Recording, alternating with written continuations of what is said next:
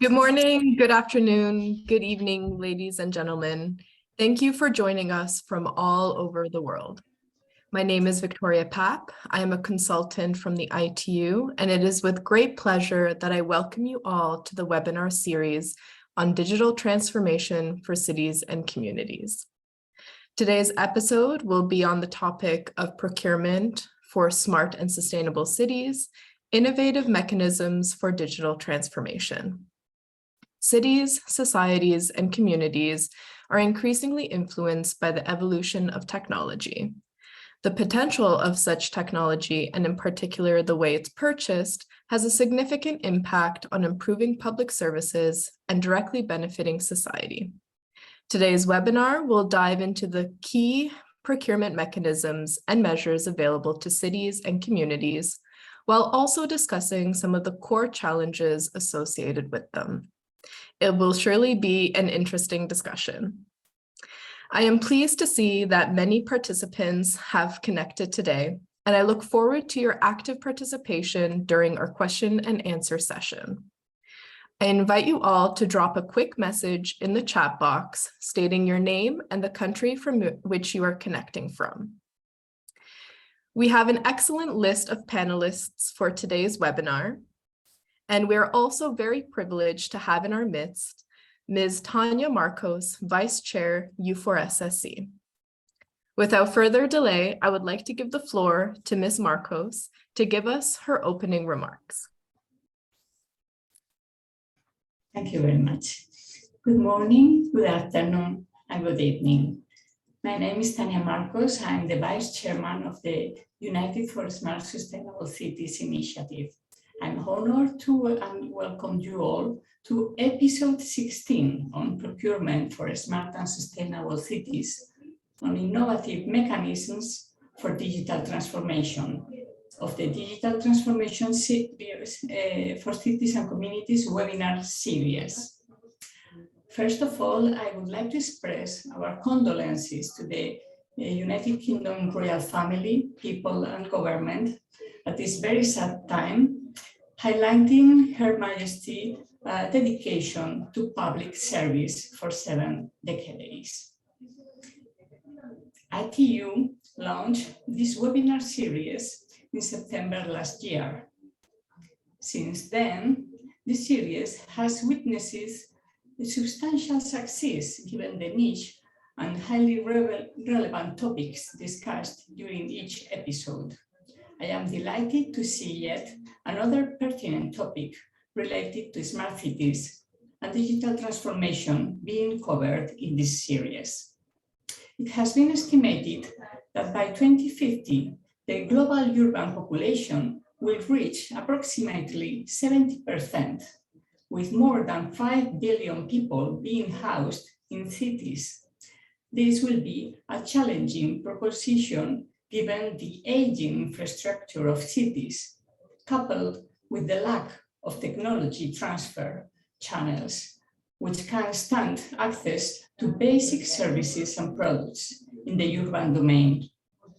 In this scenario, it is crucial to adopt sustainable and inclusive procurement policies, which can trickle down to each sector while facilitating innovation. In their effort to build resilient, sustainable, and inclusive communities, it is observed that mayors and other urban stakeholders are struggling to innovate, realizing that the failure of many smart city endeavors could stem from the lack of consistent procurement strategies aligned with the Sustainable Development Goals, the SDGs. The United Nations-led initiative United for Smart Sustainable Cities, U4SSC, established the thematic group on procurement for smart sustainable cities to guide cities and communities to handle limited resources, understand the needs of inhabitants, improve accessibility, and avoid those purchasing technologies that are out of date or out of scope.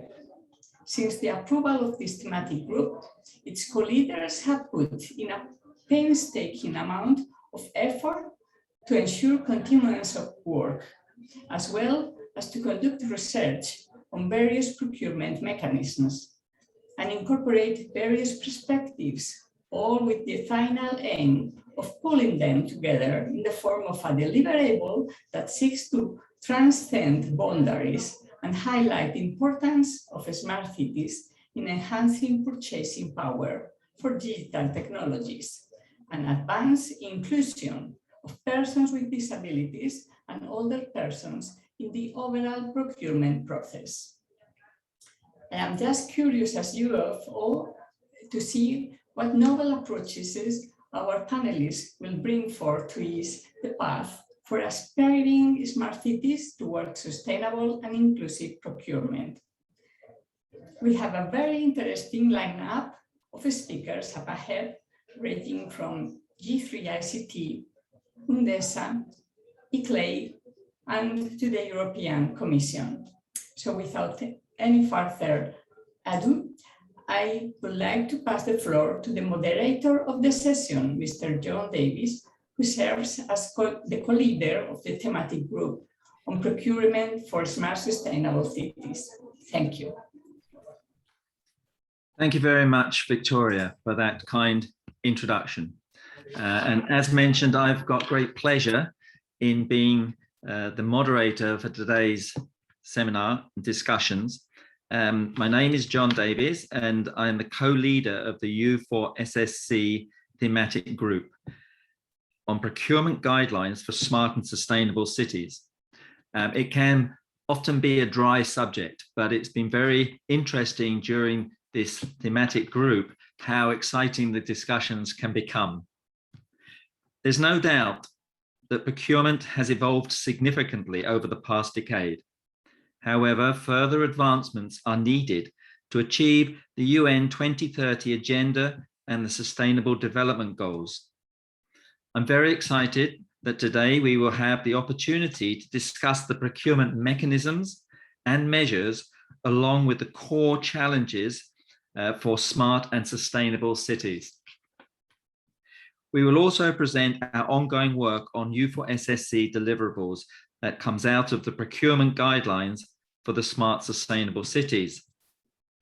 The guidelines aim to analyze new ways of buying digital and technology. These guidelines, the products, services, and capabilities that are fair, open, transparent, effective, and multidisciplinary. These guidelines, it could be a useful tool for local, regional, or national government organizations. So it's a very important step that these guidelines might provide internationally. Today, as Victoria has mentioned, we are joined by 5 distinguished speakers to provide their own insights into this interesting subject. The first one is Mr. Warren Smith, my co-leader of the U4SSC, and who has been involved in smart and sustainable cities for a very long period of his career. Warren has over 25 years experience across private and public sectors, leading transformative projects, introducing new ways of thinking and working in procurement. He joined the UK government digital service back in 2012 and has recently now joined Kershaw as an associate director, a commercial lifecycle consultancy specializing in private finance initiative, expiry and handback, and digital technology and procurement in particular. If we have sufficient time, as mentioned, we will have some questions and answers at the end of after the speakers have made their statements. Therefore, without further ado, may I please pass the floor to Mr. Warren Smith. Thank you. Thank you, John, and thank you, Tanya, for your excellent opening remarks and also your words of condolence, and also Victoria for your choreography during today's session. I'm delighted to join this webinar today among distinguished fellow panelists and ITU representatives, and to share how public procurement can provide innovative mechanisms for digital transformation in support of smart and sustainable cities. If I could have my slides to present, please.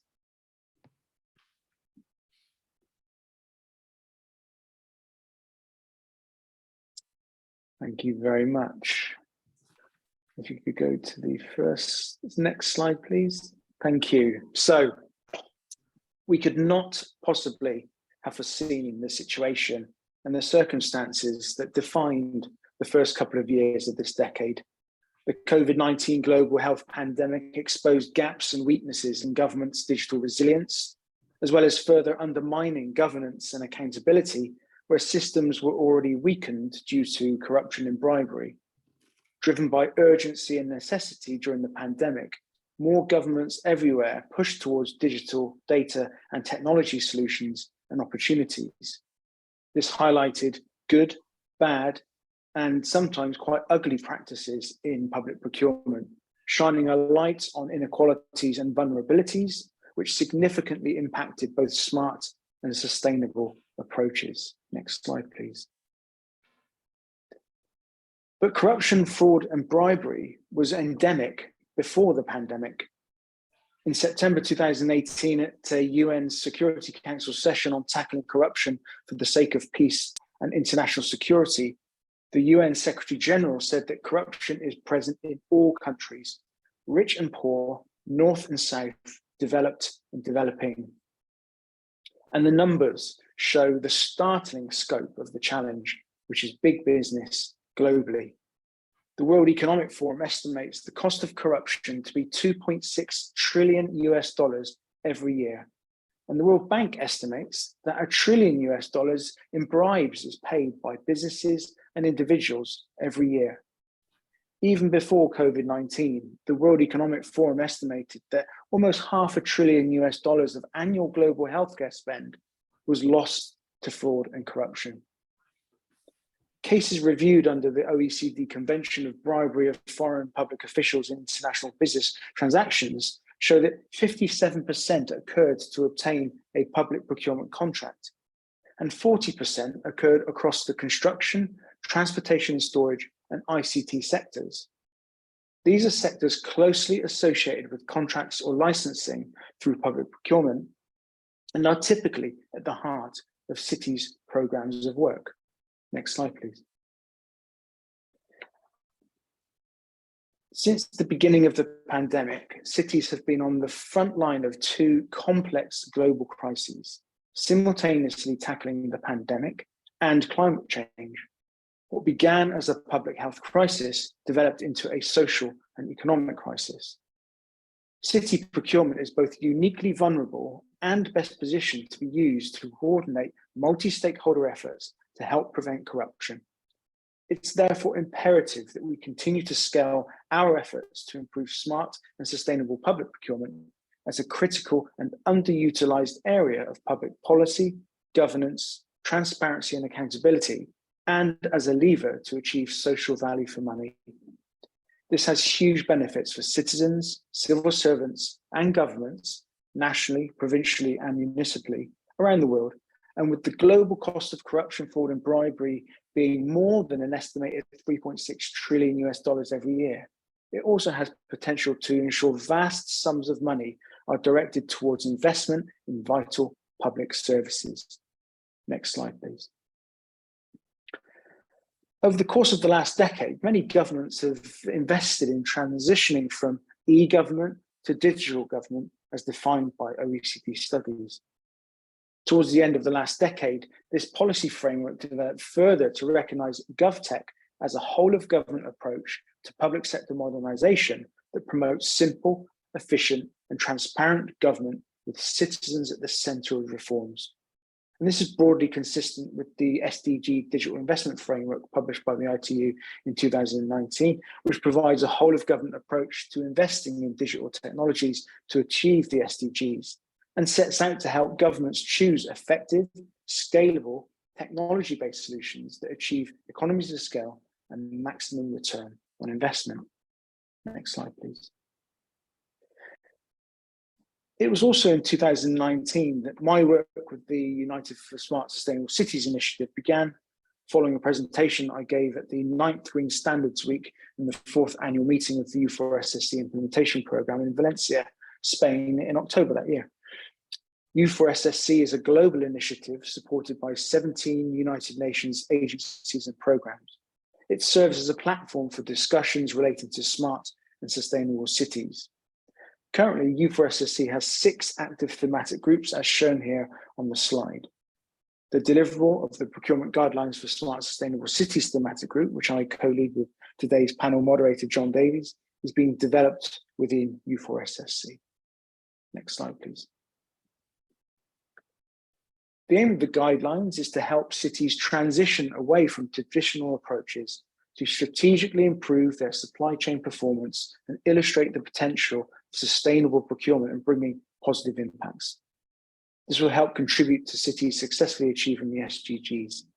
And this is about mainstreaming human-centered design, data-driven and open approaches in public procurement. This means investing in multidisciplinary and cross-functional teams, and it's critical that these are founded on the right working practices, behaviors, and culture based on honesty, transparency, collaboration, and integrity.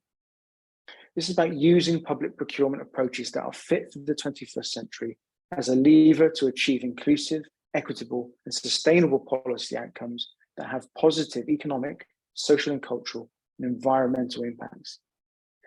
And this means seizing the opportunities provided by digital government, open data, new technologies and innovation throughout the full public spending lifecycle, from planning through to informing the market, evaluation and award, and managing delivery, or to help prevent corruption and sustainably meet the needs of our communities.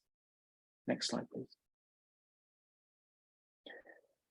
Strategic procurement practices within the smart city ecosystem need to be employed in a fair, open, and transparent manner to secure digital products and services across sectors, such that the benefits of digital transformation percolate to all sections of society. I summarize this transition from traditional ICT procurement to modern GovTech commissioning as buying digitally with social purpose. Such approaches can be used to advance smart and sustainable cities by addressing people's raised expectations for simpler, clearer, and digital public services, by building trust between governments and their communities, by increasing transparency and access to information, by reducing inequalities in society and stimulating local economies by increasing participation of underrepresented groups, such as women-owned SMEs, and by contributing to successfully achieving the SDGs. Next slide, please. Since the thematic group was launched in October 2019, we've taken a user-centered research approach with a broad range of stakeholders in both developed and developing countries across the global north and south. These began as in-person interviews, but as soon as the COVID-19 pandemic took hold in 2020, we pivoted rapidly to remote research, which was both challenging and an invaluable learning experience. Through this approach, we've developed practical step-by-step guidance for commissioning digital products and services for city governments, which includes do's and don'ts to ensure fair and transparent procurement. The guidelines cover each stage of the digital and technology buying cycle, from planning, informing the market, evaluation and award, and managing delivery of a product or service. Each stage is supported by a set of illustrative case studies from public sector organizations around the world. For example, empowering women-owned businesses in the Dominican Republic, buying in the open to renew Mexico City's cycle hire scheme, and how COVID-19 has accelerated procurement reform in Ecuador, to name just a few of the case studies. Next slide, please. So in closing my presentation, we're now on the home straight to complete the guidelines, but we are really interested to hear from city officials' lived experiences of public procurement, both good and bad. We therefore welcome more illustrative case studies to help cities transition away from the traditional approaches, to strategically improve the supply chain performance and demonstrate the potential of sustainable procurement and bringing positive impacts for city communities. In parallel, we'll ensure the content, style, and form of the guidelines conform to UN and other ITU conventions, in readiness for submitting the guidelines for review by the 17 UN agencies and programs that support the U4SSC initiative. Finally, and subject to the review process, we'll continue to work closely with the excellent team at the U4SSC Secretariat to prepare for the publication of the guidelines. Next slide, please. Thank you very much.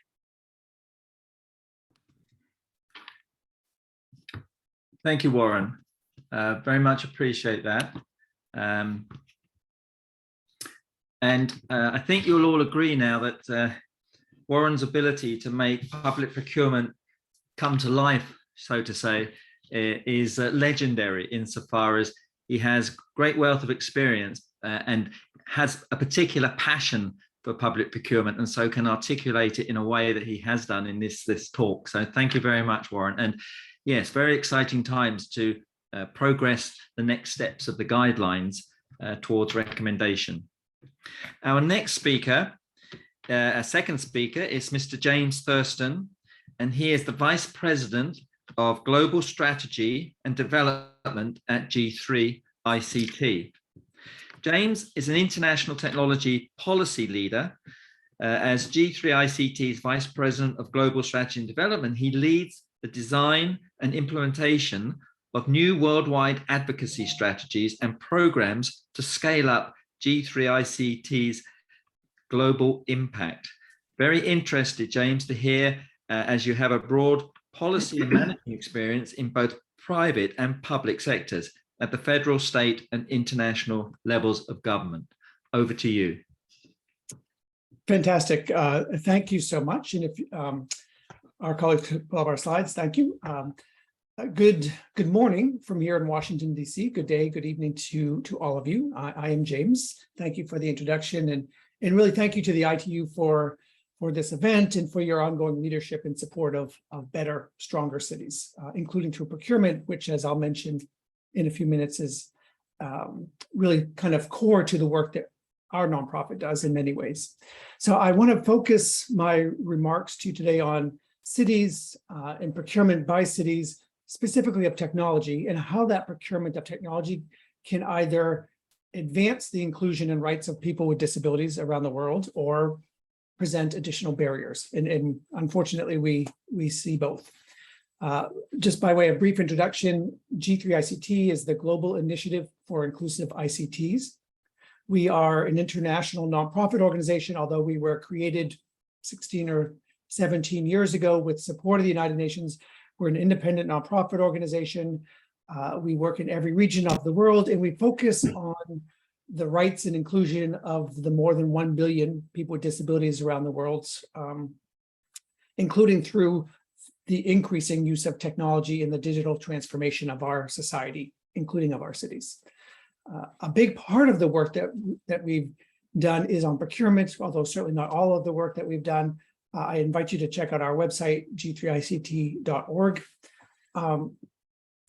Myself, I'm a vice president here at G3 ICT, but I've been working in this space of technology and policy my entire career, and really for the last 20 years, specifically on accessibility of technology and how technology can improve the inclusion, promote the inclusion and the rights of people with disabilities in all kinds of different ways.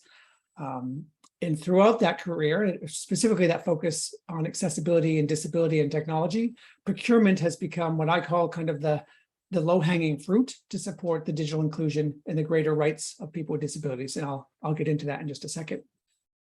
I think importantly for today's conversation, one of the many initiatives that we have launched and managed around the world is specifically targeting cities and smart cities, and recognizing that every city in the world is using technology. We define smart fairly broadly in that respect. If you're using technology and data, we want to make sure that you're doing that in a way that is promoting inclusion of people with disabilities. So if you could go to the next slide, please. So a few years ago, maybe 5 or 6 years ago, when we launched our Smart Cities for All global initiative, we did a global study. We did roundtables in cities around the world. We did a survey of experts around the world, 250 or 300 experts around the world.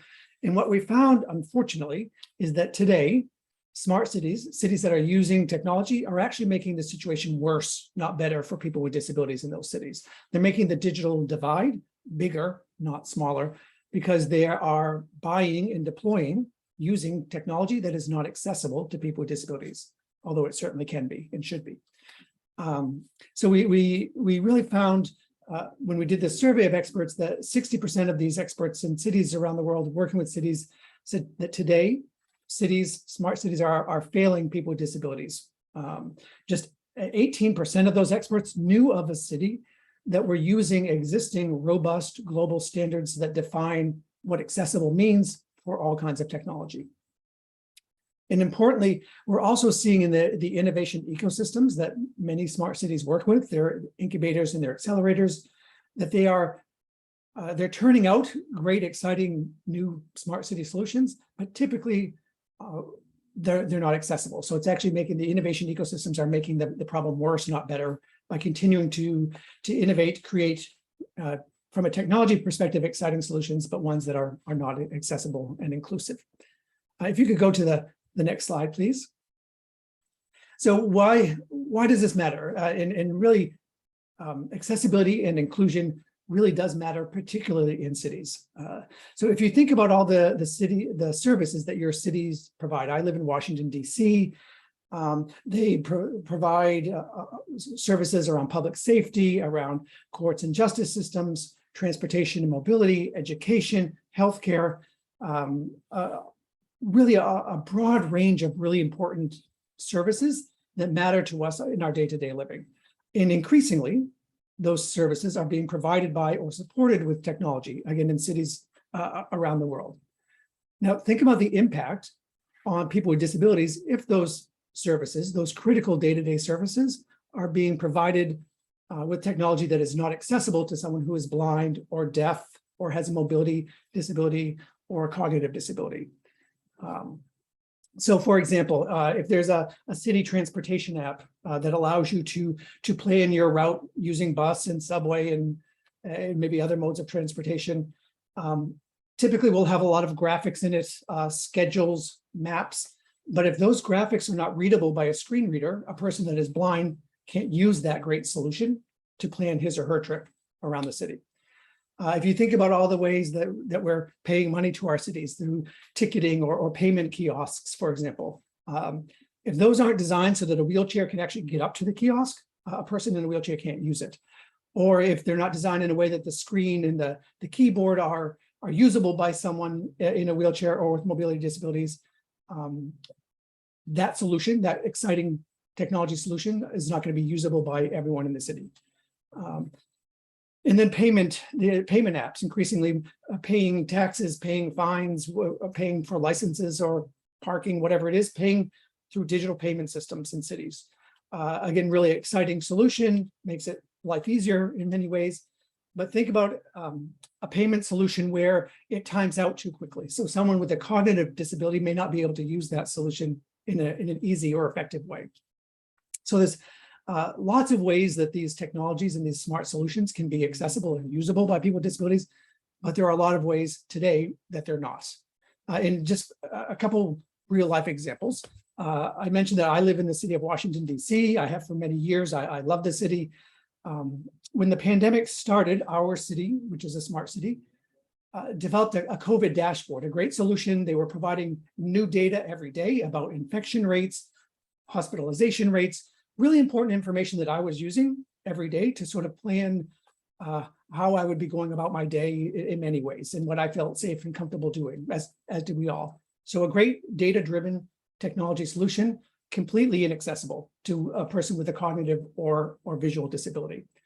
And really that information was, if you think back to the early days of the pandemic, really critical information that would have been useful to everyone in that city. Likewise, a former commissioner for the city of Chicago talked to me, which is the third biggest city here in the US, talked to me about how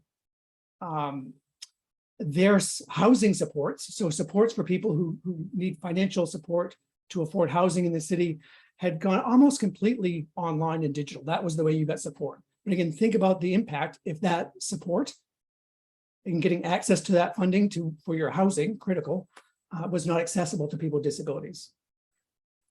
So really important and critical kind of services that, if they are accessible, really do include everyone, including the 15% of the population or more that is a person with a disability. So if you go to the next slide, please. So with these realities in mind of increasing digital transformation of cities and the lack of accessibility of that digital transformation still in cities, G3ICT launched our Smart Cities for All initiative. You can go to that website. It's smartcities4all.org. And we created initially a set of tools. Two of those tools deal specifically with procurement, with the focus of today. And there's others as well around innovation. We have a city assessment tool where we actually work with cities to assess how inclusive and accessible they are in using technology and data. But the two tools that I want to mention just briefly, because it's tied directly to procurement, which we think is critical, is a guide for adopting a procurement policy that is inclusive and accessible, and a guide to the three most important ICT technology accessibility standards that every city CIO and IT department should know about and use. So if you go to the next slide, I should say, actually, those tools are also available in 11 languages on our website. So this procurement tool that I mentioned is a step-by-step guide for adopting a procurement policy that requires the city to buy only accessible technology, and accessible technology that is defined by these global standards on what it means for every kind of technology to be accessible for every kind of disability. These standards, there's three of them. They were developed over more than a decade. They're all very much aligned, very robust, testable standards on accessibility of technology. Importantly, when we work with cities on adopting these kinds of policies for procurement of accessible technology, the focus is really making sure that this requirement on the city that they only buy this accessible technology as defined by standards. It's important to note that the requirement is on the city, not on the vendors. The vendors can decide whether or not they want to propose for a tender or not. Importantly, these procurement policies are supported by these robust global standards that I mentioned, and really importantly, these policies and this approach to procurement of buying only accessible technology builds on decades of experience of national level governments, like the United States federal government, the biggest consumer of technology in the world. The US federal government has been having this approach to procurement of buying only accessible technology for decades now. And it's also the law and the approach. It should be across the European Union, although it hasn't been implemented effectively necessarily. And we've worked with governments around the world on adopting similar kinds of policies. If you could go to the next slide, please. So why do we focus on procurement as an approach to greater inclusion and rights of people with disabilities, including in cities? I consider it to be sort of the low-hanging fruit of digital inclusion and accessibility, but there's meaning that it's relatively easy to do, to adopt one of these policies, but the impact is enormous. The impact in terms of supporting inclusion of people with disabilities in activities, services. But there's other compelling reasons as well. We know that today's digital world is not accessible to people with disabilities, and in that, I should say also to older persons, because as we all age, we pick up age-related impairments that affect how we use technology. These kinds of policies, procurement policies, support human and civil rights and commitments to people with disabilities in your cities and countries. But most importantly, I would say these kinds of procurement policies of accessible technology, they work. We know they work. They lead to, if you're only buying accessible technology and deploying accessible technology assets and services, you're going to improve the accessibility and the usability of your public services for people with disabilities and really for everyone in the city.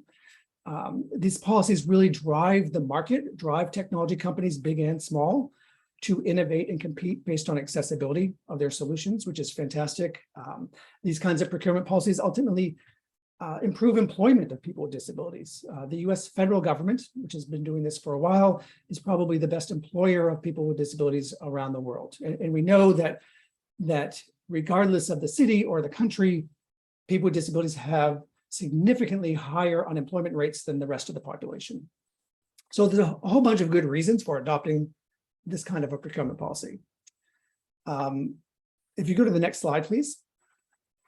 So in addition to those good reasons, I think it's important for audiences to understand that one of the reasons why we focus on procurement and on technology and inclusion of people with disabilities is because we know that by just about any socioeconomic metric, people with disabilities fare worse than the rest of the population. And it doesn't matter which geography, country, or city it is. People with disabilities are less likely to start school, they're less likely to finish school, they're more likely to live in poverty, more likely to be unemployed, less likely to be part of the formal banking system. So as cities are deploying technology to support services, making sure that those services and technologies are accessible really helps to address these socioeconomic outcomes that absolutely need improving. If you go to the next slide. So just briefly, I want to end by saying that we work with cities around the world on these procurement policies, but we have I think a really exciting new partnership with the G20 Smart City Alliance and with the World Economic Forum, which is the secretariat for that alliance, where we've developed as one of 6 model policies for the G20 Smart City Alliance, a model policy on procurement of accessible technology. And we're actually doing some work now helping cities, the G20 Smart City Alliance pioneer cities, helping them to adopt that model policy. And we worked with, if you go to the next slide, the model policy is we worked with an expert team around the world to create the model policy for cities for procuring accessible technology. It's based on this decades of experience, but really tailored to cities specifically. It's relatively short. It's online on the G20 website, and it deals with things like definitions of accessibility, the roles and responsibilities of different departments in the city around procurement of accessible technology, training and capacity building to make sure that implementation works well. All of the critical pieces are there in the model policy. If you want to go to the next slide. So I would encourage you to check out that model policy, certainly reach out to us. And I like to end my talks with folks like you by saying, really issuing a challenge that every city can be doing much better in terms of both being smarter, but being smarter in an inclusive and accessible way. So I would encourage you to check out the standards, check out the model policy for procurement, and certainly even the program with G3ICT and the World Economic Forum to adopt the model policy for procurement. Thank you very much. Thank you, James. That was excellent. Very much appreciate the input. And also, I think in regard to digital inclusion and accessibility, it's absolutely crucial going forward. The guidelines that were developed in the thematic group that Warren and I led definitely focused on, if you like, compliance with gender equality and social inclusion. So completely agree with all your points. It's so important to surface what's going on as well, and the practical steps that can be taken. So thank you for your presentation. It's obviously accessible after this event, and I think there's a lot of people who will follow up and look to progress some of that information that you articulated. So we now have our third speaker. Our third speaker is Mr. Denis Sousa, and he is a Governance and Public Administration Officer in UNDESA. So Denis Sousa, he basically, his background and experience, his main work areas include digital government and the preparation of the biannual UNDESA flagship publication, United Nations e-Government Survey. As part of his current role, he also supports the Internet Governance Forum, and his main research areas include e-government, open government, citizen engagement, internet governance, artificial intelligence, and other frontier technologies that will have impact. So may I invite Denis to take the floor, please. Thank you. Thank you very much, John, for the kind introduction. I will share my screen for my slides. I am assuming you can see my screen right now. Yes, all good, Dennis. Okay, very good. First of all, I would like to thank organizers inviting UNDESA to this session. And I really want to congratulate United for Smart Sustainable Cities initiative. I think it is a very good resource for all the cities who would like to use technology. But also this could easily be used by not only cities, but by any government office, any government office that would like to also implement technologies. And this specific thematic group, Procurement Guidelines for Smart Cities, is also very, very useful. My contribution will be more generic to this discussion. As you mentioned, at UNDESA, United Nations Department of Economic and Social Affairs, we work on e-government assessment, and we produce this United Nations e-government survey every other year. You can see the previous versions here. So our motivation for going into the cities was cities, of course, are closer to people, more than national federal government, as it deals with daily activities of residents. And United Nations e-government survey was focusing more on national governments at the national level up until 2018. So with the new introduction, which we call Local Online Service Index, we wanted to see how cities are doing compared to each other, help them measure their progress according to our e-government assessment methodology, and also provide a common and acceptable background that allows accurate comparisons. And I know that U4SCC has also some KPIs on in this area, which are complementary to our work. So our instrument for assessing city portals is based on the same indicators that we use at the national portal. So we look at municipality portal, and we have around 88 indicators, around 5 criteria. We group these 5 criteria: technical, content, services, participation, and institutional framework. And under the content section, for example, you would see any procurement related initiatives on the city portal. So you would see any forthcoming procurement bidding processes, and also if the city is publishing the results of any government procurement bidding processes on their municipality portal. So we work with 2 independent volunteers, assessors in the city, who are ideally living in the city, but at least in the country, for us to help to do the assessment. And like the previous speaker mentioned, we also look at accessibility, for example, in the 88 criteria. We follow W3C guidelines on the web content accessibility guidelines. So we have some criteria on that as well. And we do this study every 2 years. So in 2018, as a pilot project, we have started with 40 cities. You can look at the publication on our website.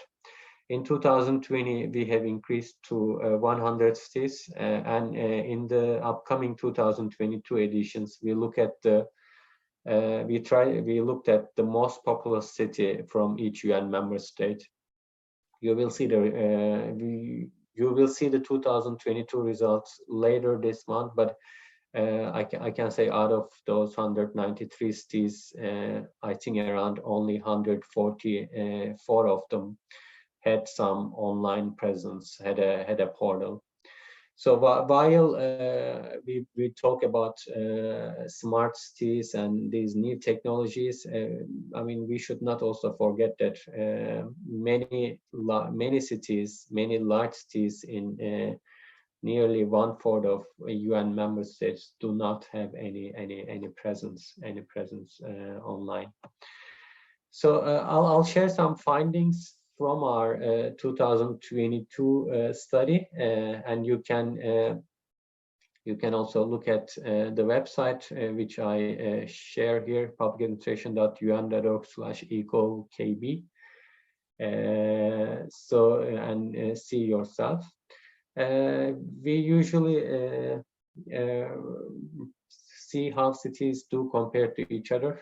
You see some top performing cities here. And the local online service index, the average is 0.43%, which tells us the cities implement overall only 43% of the 86, around 80 indicators that we assess. So obviously there is lots of room for improving city portals in general, but of course procurement and these fall under it, and I would guess majority of those cities would not have any also online procurement initiatives or platforms, at least for the cities that we look at. Cities are good at providing content, static content, but services such as related to life events are the lowest in our assessment. And also majority doesn't meet technology standards and guidelines. This is again referring to W3C, as the previous speaker mentioned for procurement specifically. Nearly all city portals are accessible through mobile device, but this is something we found. They use lots of social media to connect with general public, but they use less participation tools on their website, so they heavily rely on social media.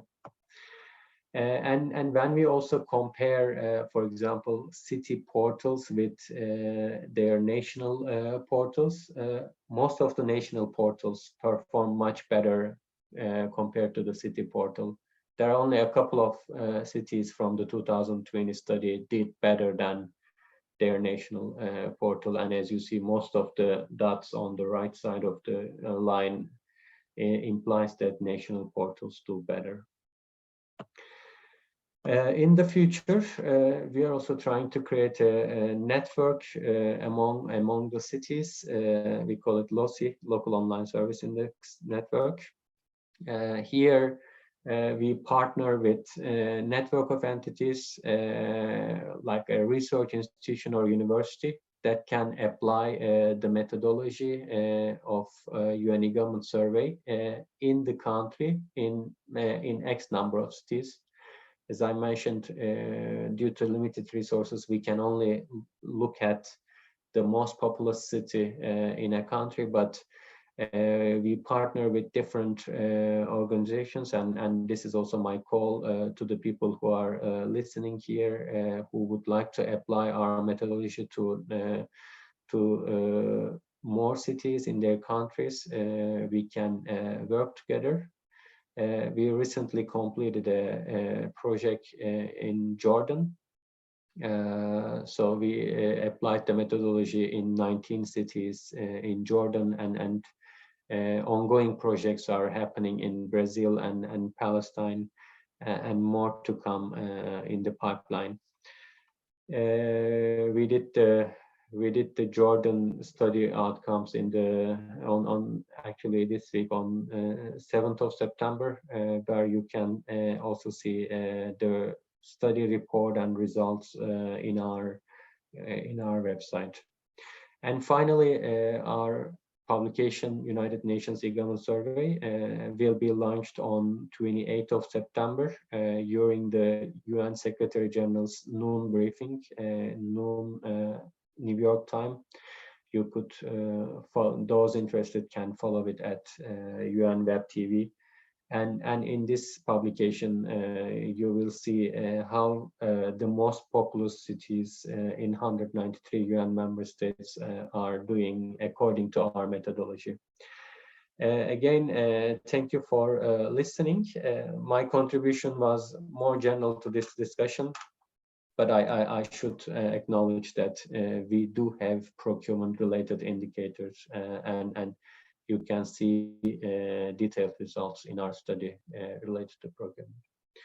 Thank you, John, and I give the floor back to you. Thank you very much, Denise. And thank you for giving us an update, because I think analytics and the nature of, if you like, measurement, evaluation, and learning is a fundamental part of what digital offers, because of the analytics and the ability to track things.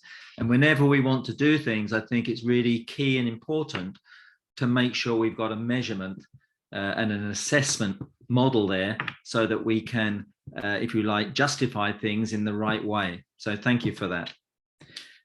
Our fourth speaker now is Mark Hidson, who's the Director on Sustainable Procurement for ICLEI. Just as a brief introduction, Mark joined ICLEI, Local Government for Sustainability, in 2003. He is a member of ICLEI's Europe Board of Directors and responsible for sustainable economy and procurement work. Mark is the Global Director of ICLEI's Sustainable Procurement Centre, and for 27 years he has worked for and on behalf of local, regional and national governments in project, policy and strategy development on sustainability issues such as procurement, climate change and transport. And I think having myself spent time on the pivot between national activities, national focus, but also at regional and provincial level, be very interested to hear your views on that, Mark. So please take the floor. Thank you. Great, thanks very much for that, John. Yeah, ICLEI is a local government membership organisation, and we support cities in implementing sustainable development in many of the different areas. One of our key programs actually is sustainable, circular, green, strategic public procurement. They're interchangeable, those terms, but we've been working on the topic for over 26 years now. So as we've heard, the purchasing power of public authorities to drive smart cities is vast. I mean, to put it simply, procurement, can be used to buy digital products and services that can achieve or make a significant contribution to achieving goals and targets of public authorities, whether that's addressing health, aging population, mobility, resource scarcity, food security, and inclusive societies, amongst others. I mean, especially in a time of crisis, as we heard earlier, procurement has a key role to play. More specifically, I think procurement can be used to accelerate and scale up transformation by stimulating, developing and delivering innovative, circular and sustainable technologies and solutions. One of the key ways of doing this is through market intelligence, pre-procurement and market engagement. This is absolutely essential, I think, to identify, look at solutions for complex issues. Procurement can also bring new technologies and solutions onto the market. It can also be used to communicate better with businesses. Cities often don't express what their needs are very well, and businesses often don't understand what a city is asking for. Procurement can also produce better public services, particularly financial efficiency through lifecycle costing. And then I think procurement, another key area that it's useful for is really to help support access to markets for businesses, including small to medium-sized enterprises, social economies, for example. But it's also important for businesses. It's an access to valuable public sector clients. It's the opportunity to apply research and commercialize ideas. And it does help improve their competitiveness, and particularly in national and international markets.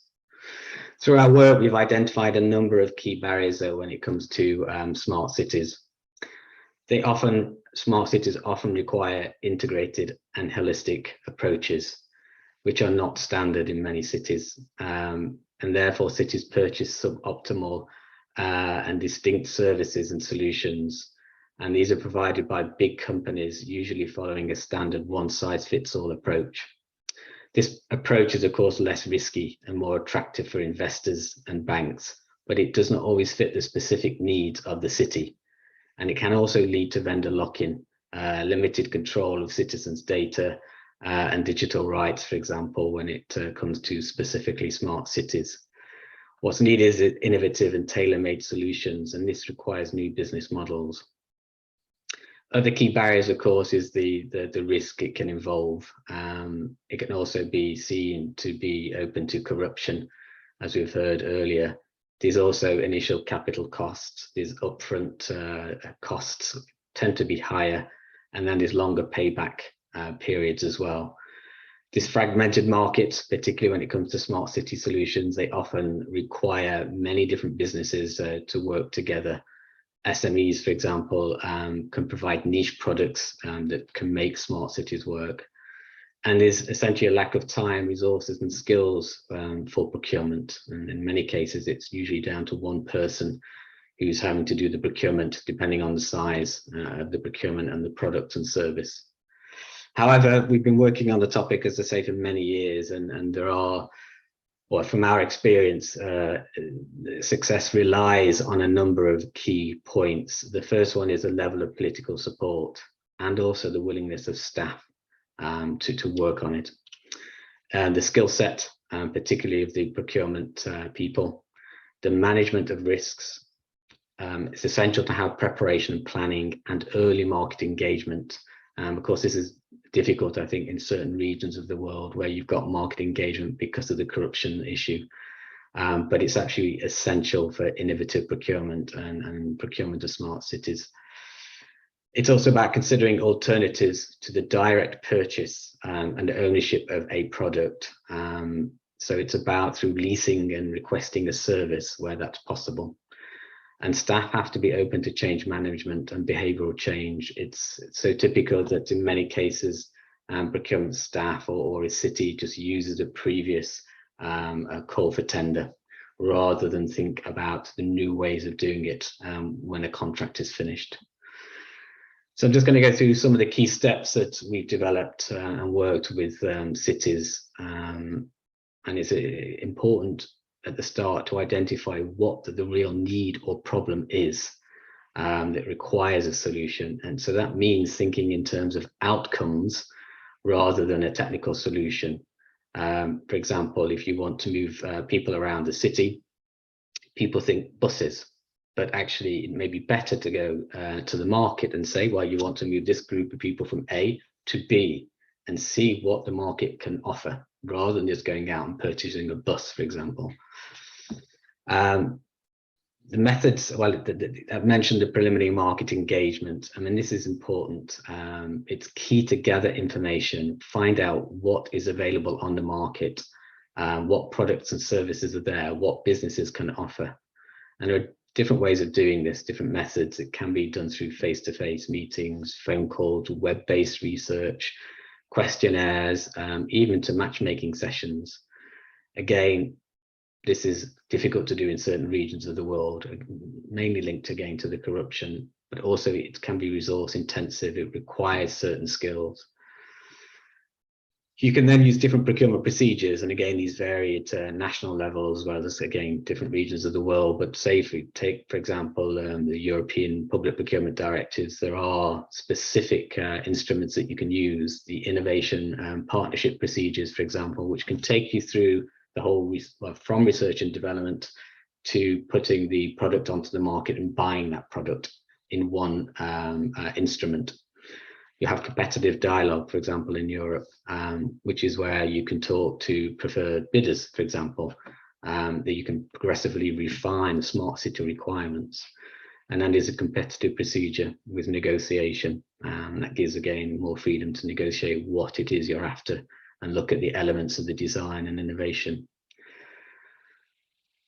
I'm pleased to hear that the social aspect has been raised quite a lot here, because this is also important. And procurement can be used strategically. Whilst you're purchasing a particular product or service, it can actually be used for transparency and allow for open data. It can also create new employment opportunities, and in particular reskilling, which is essential, I think, now for this decade. It can provide new market opportunities for startups and small and medium-sized enterprises, but also it can provide decent working conditions and promote gender equality. But you need the skills to do this. So what type of knowledge and skills are needed? Because it can't be left with just one individual procurement officer or a person who just does the acquisitions or a head of department. So smart cities can be complicated. It can require research skills. It usually requires sectoral expertise and technical expertise, a particular product or service or infrastructure or building refurbishment. It requires good business and stakeholder engagement. But it's also about understanding the innovation capabilities, how and when to use digital devices and services, design and solution problems, co-creation. Can you work with other public authorities or other organizations within the city? It's also about business modeling and new business models as well. So these are the key steps that we try and follow when supporting cities and public authorities. And there's no one size fits all. So also what we try and do is look at replication in smart cities, where a city has got a particularly good practice example. Of course, you can't just take that example and put it in another city, because usually it's innovative. But what you can do is replicate the process and methodology they've got that a city did to get to their smart city solutions, and that can usually be replicated. We do this quite a lot in a project that's called the Smart Cities Marketplace. So I just briefly want to mention that. It's mainly European focused, but actually there's a lot of good information there that may be useful for people in the audience today. So in short, the Smart Cities Marketplace supports cities and towns in all phases of developing smart cities, from an initial interest, even down what is a smart city, really through to the procurement and to the working with the businesses and finance organizations to get to a development project. And we help raise awareness and share information, mainly across Europe, but as I say, it's also useful for other regions of the world. The actual Smart Cities Marketplace has a number of smart city project examples. There's many on there that we've worked with, but also ones where we haven't worked with, but we developed good practice examples. There's a self-reporting tool, but also more specifically, we developed solution booklets, and whether these are policy papers, guidance packages, also guidance on specific topics and solutions such as retrofitting, district heating and cooling, urban freight logistics, all the way through to electric vehicles, energy communities, and how to engage citizens in the process. You can access specific expertise as well, and this is what we found is useful for the cities that are going through this. Generally, a city has expertise to a certain extent, but it may be they're missing just very specific expertise that they can't draw on. So they can approach the Smart Cities Marketplace and get expertise, and we have a wide network so that we can draw on to sort of match the needs of that city. And then we're also doing a matchmaking support service where we offer projects that are in need of support, access, for example, to financing, but it also can be support on the procurement process, support on developing project proposals. Also, if they're looking for other cities that have done something very similar, we also try and match up one city with another city. Yeah, so I think I'll finish there. I think it's just my final words is that what's absolutely important, I think, is just to start out on the journey with procurement. I think it's important to identify a champion, get political support, and also just look at what other organizations are doing and learn from them.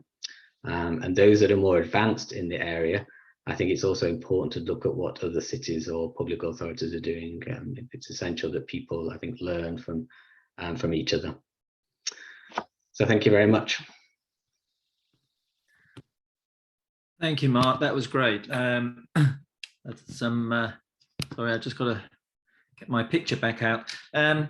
Yeah, and there's some really interesting ones. I would recommend everybody in the audience also keep an eye on the chat, because the speakers are putting all sorts of links and suggestions in there. And Mark, I very much appreciated your sort of integrated and holistic approach. I think that's key because it stimulates innovation and also reusability. A lot of the points you make in terms of procurement in particular, I think Warren, for example, would agree with because of the principles. And they're also the principles of the thematic group that we've been running. So yeah, a lot of alignment there, very much appreciated. And yeah, another great resource. The fifth speaker, before we can move into any kind of questions and answers, is Mr. Javier Orozco Mesana. I hope I've pronounced that right. I apologize if not. And he is the national expert seconded to the European Commission. And a little bit of information about Javier. So he is lectures on material science, ceramics, building sustainability, and several scientific topics, and has been doing so since 1986 at the Universidad Politécnica de Valencia.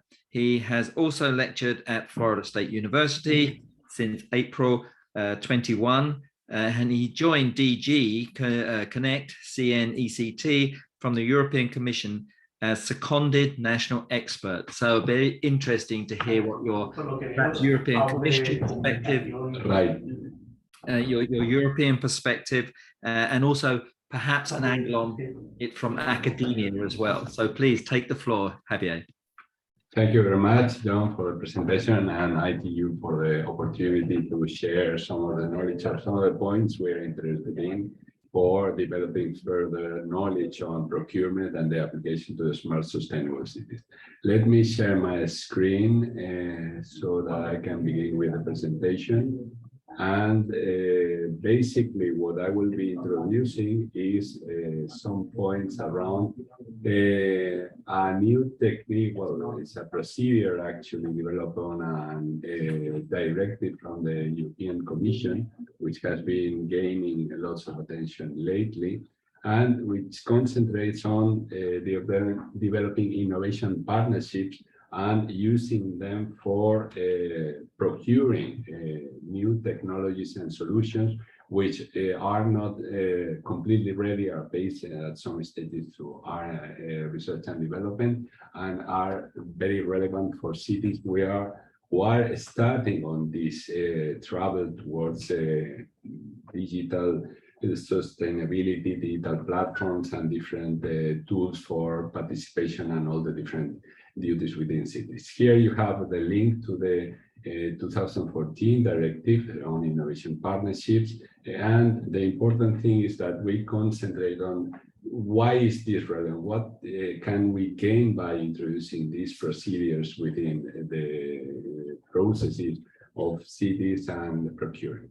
It's a very simple to implement methodology, what we will be presenting here, not innovation partnership, but it can be used by public buyers in order to do the evaluation and negotiation phases of contracts, even building together the different clauses for procurement, which allows, on the example that we are going to present, to define a price limit for a contract, ensuring that no undue price is paid, and then also comparing offers of different suppliers in order to determine what's best for the final application to the administration or the city objectives.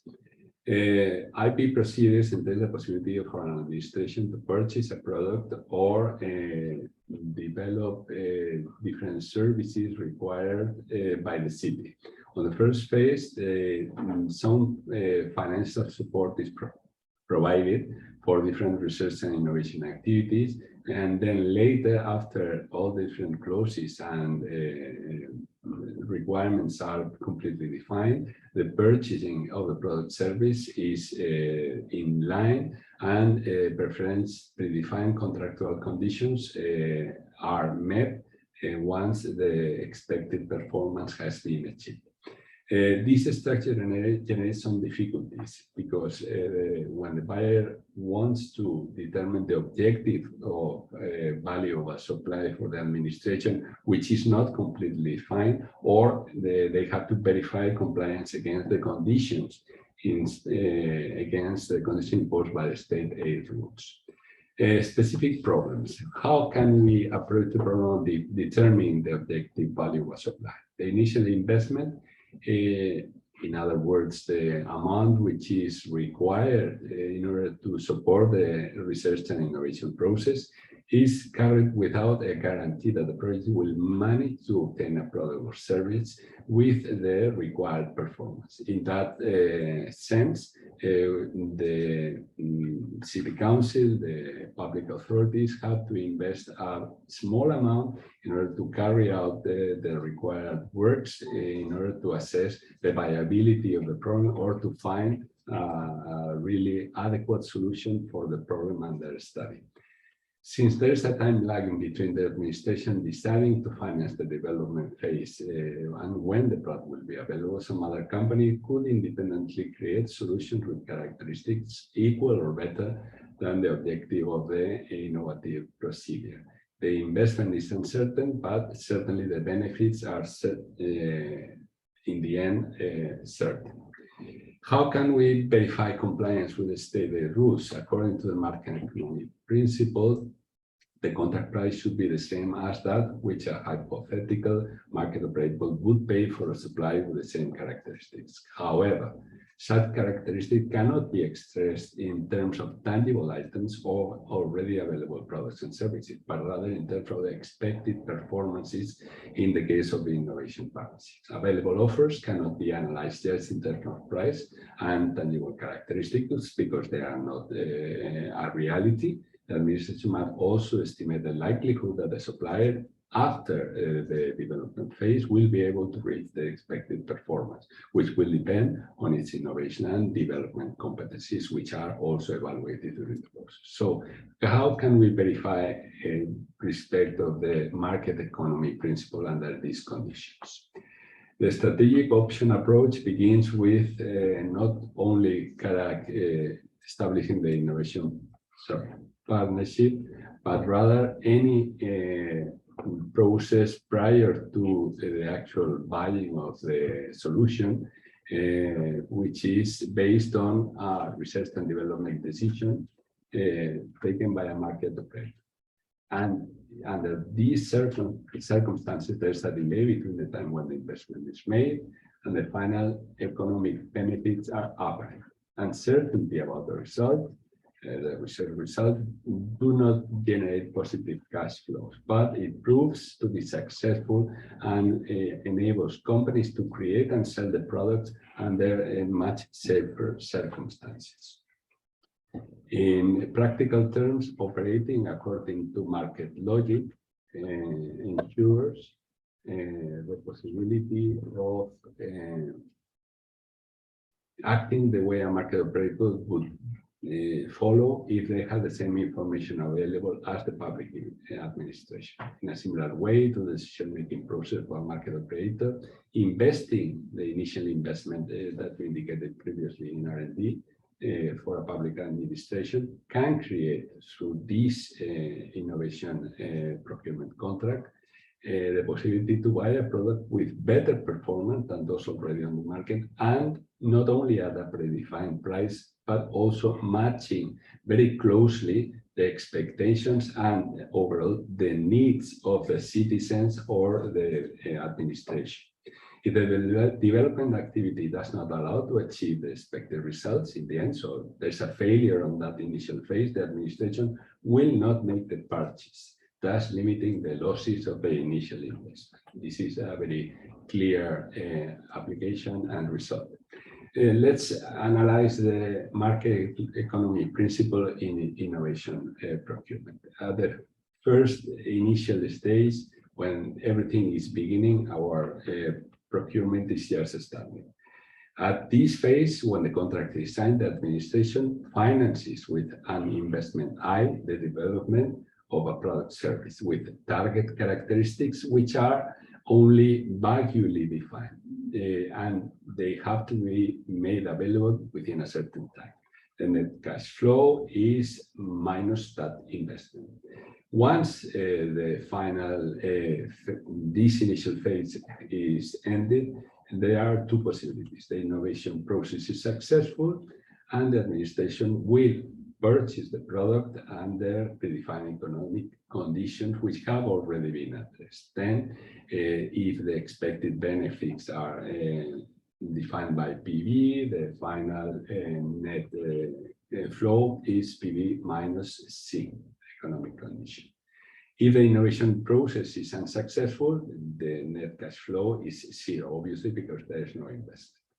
So if we consider that these processes are following a statistical probability process, the probability of success P, the final expected value will be a combination according to the different probabilities of both events. When we go further, once the procedure, the innovation procurement is finished, the final value is defined by that investment divided by the interest rates minus the initial investment, where I is the risk-free interest rate. It simply is a very simple formula. For the administration, it is very convenient to activate this innovation procedure, since it manages to allow values split on a very small initial amount, and then the final value, which is made under the investment procedure. And the final gain or value of the product is always at the limit or greater or equal to zero. The boundary condition for ensuring compliance, obviously, is that this value is equal to zero. The data required for making this study in combination is very simple. We need the investment rate for the development of the initial cost of the purchase, duration of the research phase, the risk-free rate, and different expected values, and the probability of success, which is not normally readily available on books or clear clauses. So how can we evaluate these elements with different simple methodologies? First, we have to calculate the present value of expected benefits according to target performance, and then the probability of success. For doing so, there might be three cases. The product or service allows the administration to reduce its costs, so the final value is determined by the cumulative discounted value of the cost saving of the administration. Or second, the product service allows the improvement of performance of the services, providing users with an allowance to create new services. Then the final value is the sum of two terms, any additional revenues due to that additional value which is created, and then the economic quantification of the benefits for the user. The third chance is that the product service allows to obtain both cost saving and an improvement, and then we have simply to add both cases together. The probability of success can be evaluated very simply either by benchmarking of similar situation, market opportunities, analyzing the supplier's historical track record, or estimated making that estimation through groups of experts. Here, there are some examples which can be very easily used and assessed in order to apply the success rate to the specific market which is started. In the end, this will allow the administration asking the potential supplier to the right combination and obtaining the desired expected value for our innovation procurement. Third possibility is to use a commission of experts and use their expertise. In the case of IPR, or what are the benefits and the limitation of these procedures? The approach of benchmarking is inexpensive, it's easily available, but that's not allow easy comparison of suppliers, and there are always very limited data or information for doing an adequate benchmarking. The track record is also inexpensive, but could penalize smaller or newer suppliers. The commission expert is also simple, but is expertive and not objective. It depends on the selection. The first condition for meeting this condition is the investment and duration, which will determine the possible losses. The survey made by Leanne Mackham can help an administrator to check whether these conditions, which are provided for the benchmarks on the direction of the project, are adequate for industries and innovation. The second condition for assuring that innovative procurement is adequate is analyzing the ratio investment cost and not setting it too low, and whenever it's too low, making sure that the main share of its income from the development stage can avoid the problems of unsuccessful development. And administration can balance this risk by dividing the financing of the product development into several phases, smaller parts, and binding those after the first and the different achievements have been obtained. In the case of a single supplier, the final decision is justified with a value greater than zero, and when there are different suppliers is the maximum net value. The last point to be addressed is the safeguard clauses, which implies a certain level of risk related to innovation procurement. So the duration value of the different patients should reflect the degree of innovation of the proposed solution, and making sure that an adequate answer can be met to our problem. Second, that the estimated value of supplies, services, or works are not disproportionate in relation to the investment. So there's an adequate balance for ensuring this. Sorry for being a little bit fast on the presentation. This has been a little bit too technical, but when you follow the directive of innovative procurement, you can check whether these elements which have been presented are meeting your requirements. Thank you very much for your attention. Thank you, Javier. It was very interesting. I, for one, always like to see a few algorithms in a presentation. Thank you. So that brings us to the end of the 5 presentations. We have some questions that we would like to pose. And I would just like to say to Victoria, who's our overall MC, I'll go through the first round of questions, and then I'll take your advisement as to when you want to do a closing exercise with Christina. So perhaps I could ask the speakers to be ready to come on once I ask the question, and they can switch their cameras and their microphones on.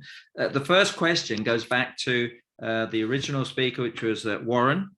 And I would ask Warren, if I may, what are some of the biggest barriers that city governments face in transitioning to smart and sustainable procurement?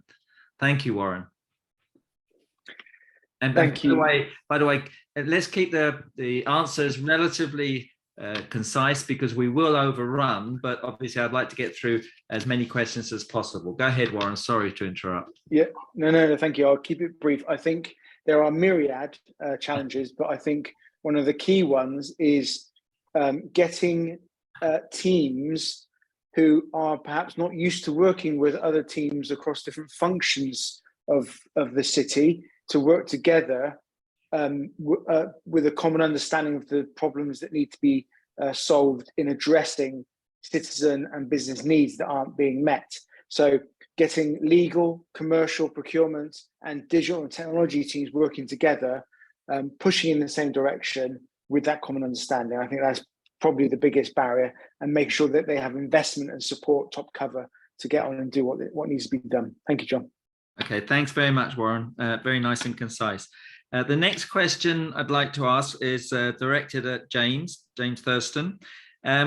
So, James, can you give us a sense of how cities are adapting currently with the G20 model policy for procurement? How is that working and where are you seeing it work?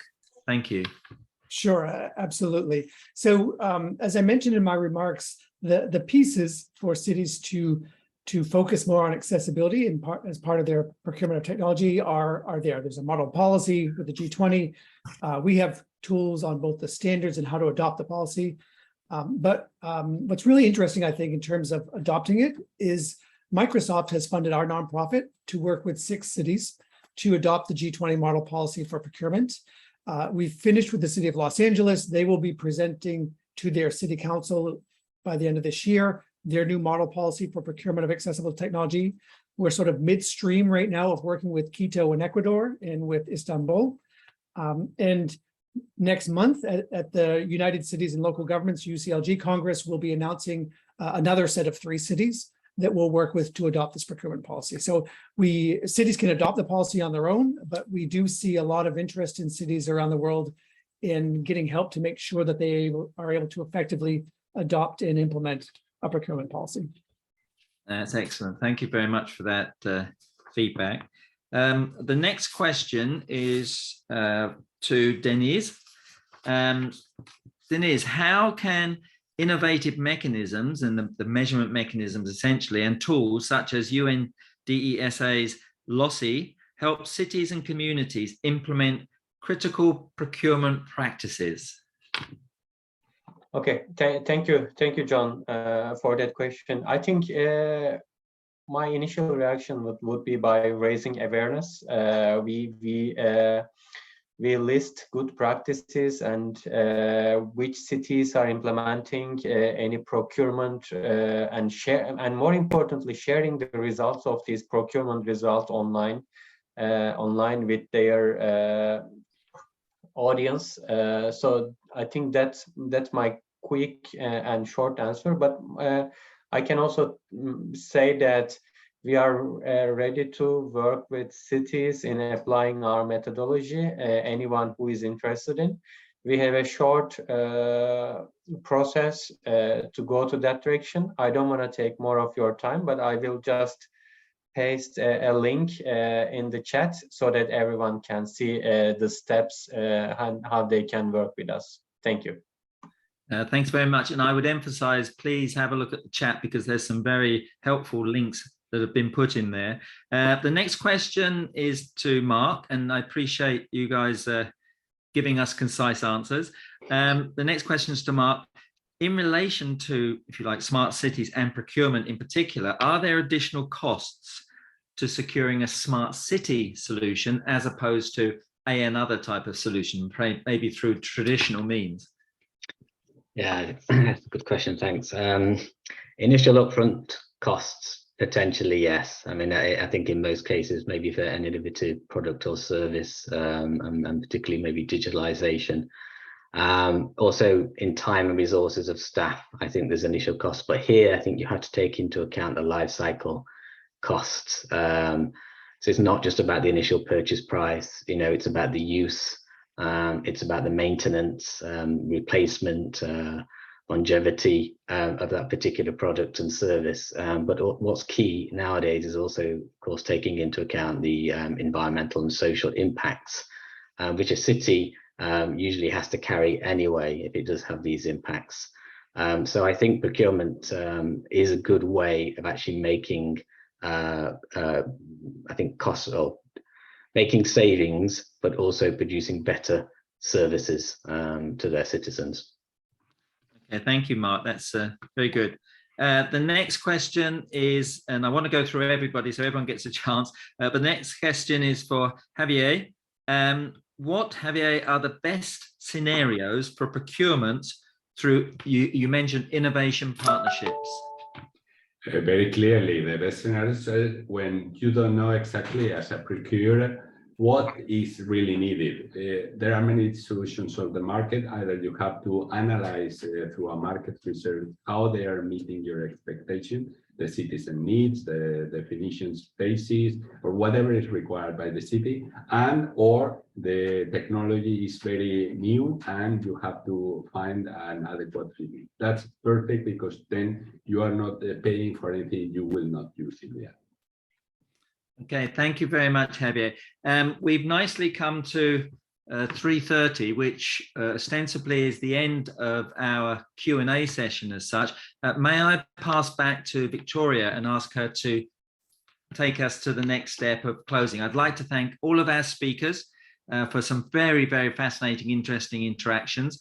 Like all these things, you wish it could last longer because the interaction is where you get to the meat, if you like. But thank you very much for giving up your time. And thank you to the audience. I'm just noticing participants and we've just hit 100. So that is great. Congratulations to ITU. Over to you, Victoria. Wonderful. Thank you so much, John, for moderating today's session. And thank you to our panelists for bringing your expertise and experience. I would like to now call on Ms. Bueti to take us for the closing remarks. Over to you.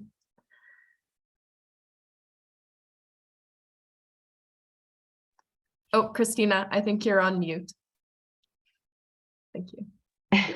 Thank you, Victoria, and thank you so much to all our speakers, to the moderator. I think that it has been really an interesting and very informative session.